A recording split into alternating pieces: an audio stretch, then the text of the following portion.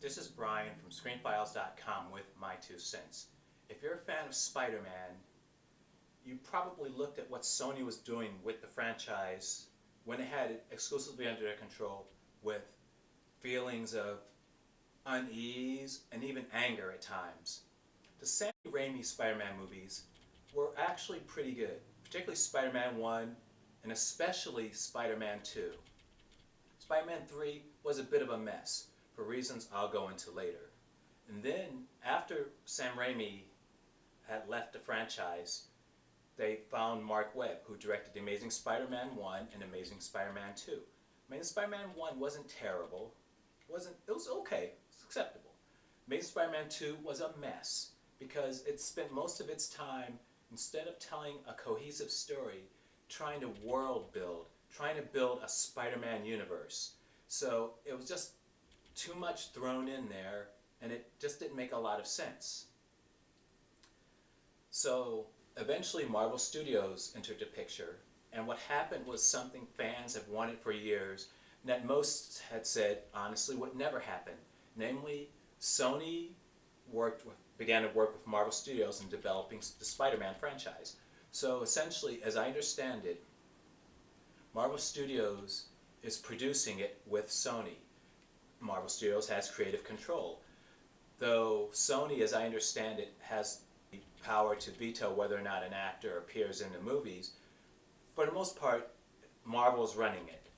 So they're integrating it into the MCU, or Marvel Cinematic Universe. This is awesome. This means that we can see Spider-Man with heroes such as Thor, Captain America, and Iron Man appears in Spider-Man Homecoming, which is going to make this movie huge. It's probably going to be $1 billion movie, in fact. There's no doubt in my mind. But a strange thing happened. And that thing is that Sony is working on a movie based on Venom, who was originally an alien symbiote which didn't possess Spider-Man, but it kind of created itself as a costume, the black Spider-Man costume, and later possessed Eddie Brock. The problem is, I think, is that Spider-Man and Venom are linked together. Venom exists within the Spider-Verse, if you will. But Sony's plan is to take him out of the Spider-Verse, in the sense that he would not be interacting with the Marvel Studios / Sony Pictures Spider-Man. He'll exist outside of that, in a corner of that universe. Now, does that mean that he won't actually be in the MCU? I think it's likely. So, whatever it is that Sony's doing, they need to stop it. It's like they're trying to have their cake and eat it too. The Marvel movies are going to be a huge success. Movies, I said, by the way, because Homecoming's only going to be the first. I think they're going to be very profitable together. But instead of building on that within the MCU, they're going to have to take this little exit where they'll develop Venom, Silver Sable, and other characters like that outside the MCU. This is a recipe for disaster. What makes it even worse now, they're going to go for an R rating with Venom. Now, I think that's actually not a bad place to go with Venom, but they're doing it less, I think, because Venom has the potential to be a very horrific character in terms of violence, his origins, and so on, more so than Logan was an R-rated movie, and it's very profitable. Deadpool was an R-rated movie, and it was very profitable. So let's copy them. This can come to no good. Sony is so screwing up with this. What they need to do is to abandon Venom.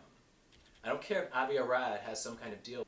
And in fact, referring to Sam Raimi's Spider-Man 3, Avi Arad was the person who forced Raimi to put Venom into the movie. He didn't want to do that. That was not his decision.